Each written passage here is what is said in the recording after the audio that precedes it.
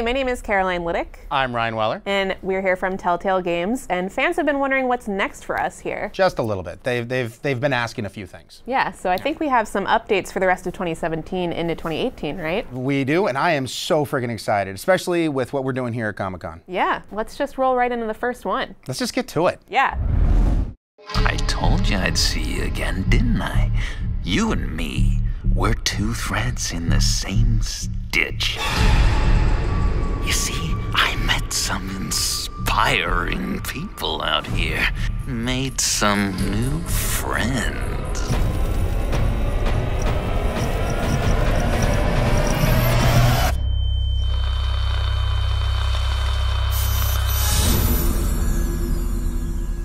We are going to have so much fun.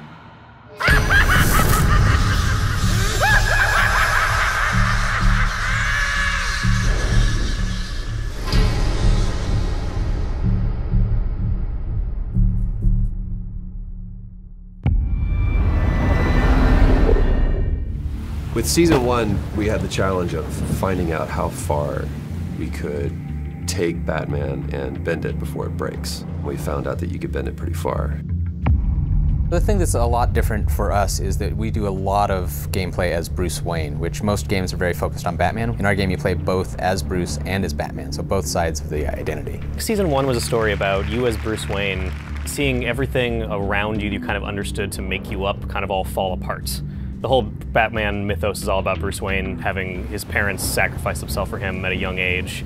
And our story is about Bruce finding out that his father was actually corrupt. His family wasn't what he thought it was. He's finding out that his company could be taken away from him. The people he cares most about are in danger. His heroes have now really become the people that he now fights.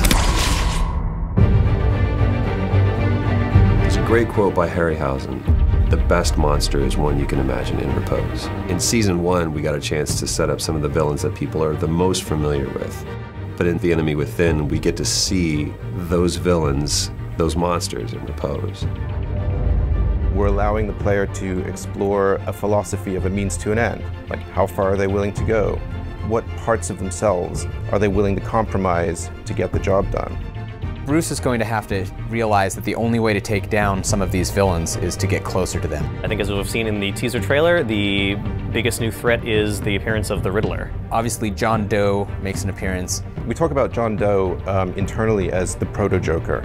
Obviously, Telltale Games are all about choices. They're all about talking, and then every time you talk to John Doe, you should be wondering, is he listening to what I'm saying? He very well might be. The thing that I've always loved about Telltale Games is there's a partnership between myself and the game to where I am helping to create my own narrative. The stakes have never been higher than it does with a Batman game because now I'm creating my own Batman. The sandbox goes from here to here. If you played season 1 and you enjoyed getting to know some of the Batman villains who were a little bit different than you saw in canon, being able to form close relationships with them, befriend them, become their mortal enemies, you are going to have an amazing time in The Enemy Within. Telltale's Batman: The Enemy Within premieres this August. The billionaire or the Bat? Which mask will you wear? Oh my God, that is so freaking cool. I cannot wait for this second season of Batman. And Troy Baker is back. I am so stoked. And it premieres in August, which is super close. I have to know, what else have the fans been asking about our future endeavors and what we're putting out here? We finished up The Walking Dead: A New Frontier in spring, and we may or may not have had a couple tweets here and there asking about what Clementine's up to. And so we brought our dev team in to talk about what she's up to, where she's going, what her journey is, and what's up next for Telltale's The Walking Dead. So let's take a look at that. We've been on this journey with Clementine since 2012. We had no idea that Clem was going to mean so much to players. When we first started working on Walking Dead, we knew it was a redemption story about the man named Lee. And Clementine was the lens that we see all of our actions. For this to really work, I think we needed a Clementine who was smart. We needed a character who was self-reliant. We needed a character who was there to help you and not be a hindrance. It was kind of a risk putting a kid as a main character in a game. The fact that she was such a likable character, her heartbreaking relationship with Lee was amazing. She started out as a symbol of something to worry about, but she became a symbol of hope. She became something that represented what we all live for. I always look at Clementine Season 2 as being defined by survivor's guilt. Stuff has happened, time has gone by, and she's not as trusting immediately of people she meets, and they're not trusting of her. The whole season of Season 2 was about kind of weighing the options of how do you define your own family. One of the more defining characters that she meets in Season 2 is Carver. In Episode 3, you know, he's basically like, you're not like the rest of them. You're meant to lead, you're not meant to follow. You can make the hard decisions. It is not difficult at all when things like the finale of Season 2 happen, where you have to make this horrible decision to feel that. I really legitimately felt so horribly sad in that session. What a horrible, tragic ending. I was actually surprised at how many people, in the end, ended up going off on their own. The Clementine you meet at the beginning of Season 3 is definitely shaped by the events of 2. She's had a really rough go of it. Those that do survive generally tend to be those that have withdrawn into themselves and found internal strengths to kind of deal with the horrors. It all seemed to fit very well with where she's at in Season 3. There are times when I'm doing Clementine's voice in Season 3 where she is a bit lower than my voice. This area I have to speak in my throat, I can't really explain it. Season 2 was all about her trying to make a go of it in new families and new communities, and how that really did not go well. Over the course of Season 3, she meets a family with which, by the end, it did work. And so she's, I think, rejuvenated. In The New Frontier, Clem got to see something that she hadn't been exposed to in a long time. A functional family, a family that was still caring for each other throughout everything that they had gone through in the world of The Walking Dead so far.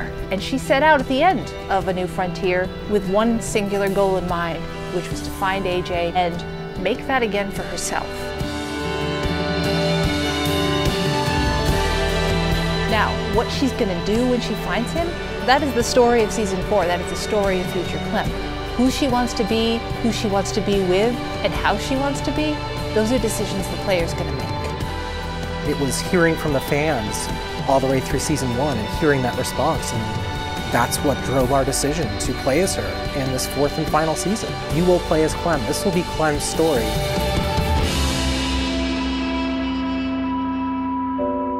It's gonna be an amazing experience. Thank you all so much from the bottom of my heart. It's been a lot of blood, sweat, and tears, and so much love has been behind this whole experience. Good luck.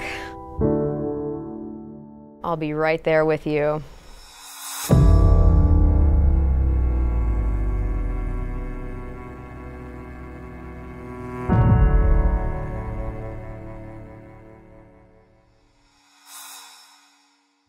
Wow. 4th and final season. That's crazy. That was insane. I mean, it's been quite a journey from the 1st season to the 4th season. It has. And I'm so excited to play as Clementine again. She's such a badass. So in 2017, we have Batman: The Enemy Within premiering. Yeah. And then in 2018, we have Walking Dead premiering. Is there anything else that we are going to be premiering in 2018? Anything possibly comic book related? You know, anything the fans have been really requesting for, really want? We get a handful of tweets. We might actually have some special guests to talk about this. Interesting. Yeah, let's go take a look at that. Yeah. All right, mean tweets, and if these are the meanest tweets, we're in good shape. Oh wow, we got so many, y'all. Abrams says, "Where the f is Wolf Among Us Season 2?" I'm right there with you, buddy. Okay, this is getting ridiculous now. We want a 2nd season of The Wolf Among Us already. It is ridiculous. I agree. You are correct. In all caps, Season 2 Wolf Among Us, I want some damn answers. It's rude. At Senpai8, where is my boy Big Bad Wolf? Wolf emoji at Wolf Among Us 2. Senpai may have noticed me, but he did not notice spell check. At DRiverO, I'm just gonna tweet y'all every day until we get the Wolf Among Us 2, I swear. Can we get someone to check if we actually did that? DRiverO has been tweeting us every day, and let's see if that's gonna pay off. Me, Telltale. When are we gonna get Season 2 of The Wolf Among Us? Telltale. Silence is a valid option.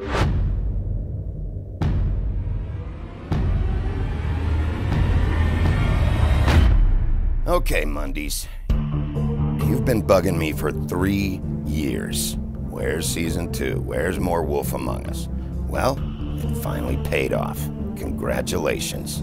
Season 2, 2018.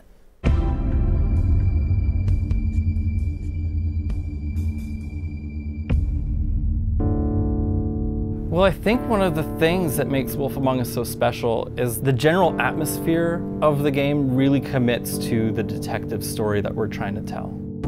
Fables is fantastic. It's an award-winning series. This was our own take on Bill Willingham's world. This universe, this Fable town, this iteration, everything was just bathed in neon. I feel like Big B is facing in this game an interesting challenge of like he's got this past that he can't control. Being Snow, she's your right-hand man. So everything you do is going through the Snow filter. The thing that you want to do is the thing that you shouldn't do. To me, that's like Wolf in a nutshell. I think we put people in a place where they really could connect with Big B in that dilemma. I think we're excited to get back into this world again. You know, a new story, a new mystery, an all-new set of stakes. To the fans of The Wolf Among Us, I can't thank you guys enough. Thank you for your patience. You're getting Wolf Among Us Season 2. Telltale fans, this is going to be for you guys. This is happening because of you. I'm just really happy that we get to be able to do this.